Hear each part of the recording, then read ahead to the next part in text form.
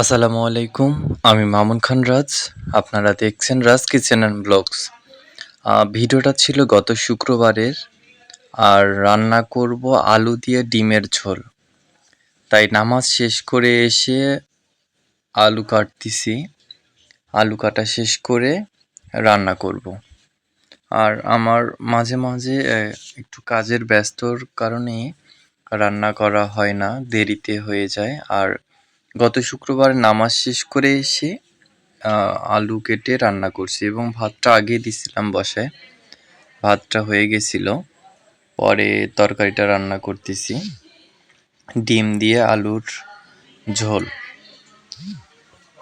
একটা তরকারি রান্না করব, আর কিছু করব না, কারণ আবার রান্না শেষ করে শিল্পকলার দিকে যাব। মানে আমার প্রাণী সংগঠন রংপুর নাট্যকেন্দ্রে যাব।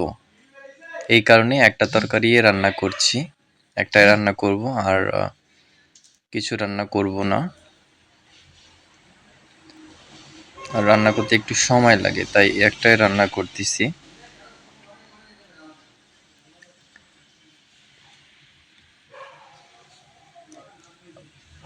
মাঝে মাঝে 2-3টা রান্না করি, আর মাঝে মাঝে আবার একটাই রান্না করি। কিচ্ছু করার নেই। যখন একটু ফ্রি থাকি তখন 2টা বা 3টা রান্না করি। আর ব্যস্ত থাকলে তো একটা রান্নাই করতে হয়। কিচ্ছু করার নাই। রান্না আমার হচ্ছে, আর একটু বাকি আছে। রান্না শেষের দিকে প্রায়। আর আমি প্রতিটা তরকারি একটু ভালো করে কষিয়ে রান্না করি, অনেক মজা হয়, খেতেও ভালো লাগে। তাই একটু কষায় কষায় রান্না করতেছি।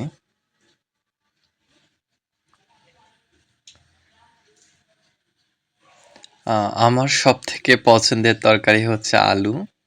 আলু বিভিন্নভাবে রান্না করা হয়, আর বিভিন্নভাবে খাওয়া হয়। আমাদের রান্নার শেষের দিকে প্রায় রান্না শেষের দিকে শেষ করে কিছু গোসলের সময় কিছু কাপড় ধুয়ে দিয়েছিলাম। ওগুলা আবার রুমের সামনে ওগুলা সব শুকাইতে দিলাম। একটা মানুষ সব কাজে করতে হয়। কাজ শেষ করেই খেতে বসছি। আর আমি দেখা গেলো যে শুধুই দুপুরে ভাত খাই, আর রাতে এবং সকালবেলা নাস্তা রুটি এগুলা খাই। শুধু দুপুরে এক বাটি ভাত খাই। অনেক মোটা মানুষ তো, একটু কম খাওয়াই ভালো। সবার চোখে অনেক মোটা। রুম থেকে বের হয়ে দেখি এক রিক্সা মামা দাঁড়ায় আছে। পরে আবার ওই মামার রিক্সাতে উঠলাম। আর রোদটাও ছিল, অনেক রোদ। আর গরমটা প্রচুর গরম। তাই এখন যাচ্ছি টাউন হলের দিকে। মানে আমার শিল্পকলায় আমার নাচের ক্লাস আছে। আমি নাচের ক্লাসে যাব। নাচের ক্লাস শেষ করে ওখান থেকে আমার প্রাণের সংগঠন রংপুর নাট্যকেন্দ্রে যাব। আর রাস্তাঘাটে পুরাই ফাঁকা ছিল। শুক্রবার নামাজের পর একটু রাস্তাঘাট ফাঁকায় থাকে, তাই একটু যেতেও ভালো লাগে যখন জ্যাম থাকে না। অলরেডি কথা বলতে বলতেই টাউন হলে চলে আসছি। এখন শিল্পকলায় যাচ্ছি আমার ক্লাসে, নাচের ক্লাসে।